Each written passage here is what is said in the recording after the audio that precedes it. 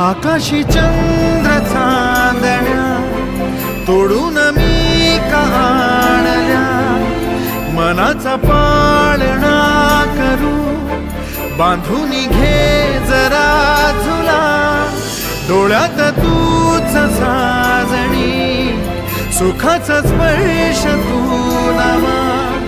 तुझ्या विना उरेन अर्थ जीवना,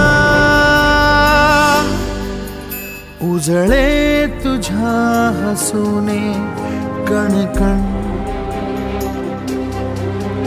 अन चंद्र हे हातीचे काकण,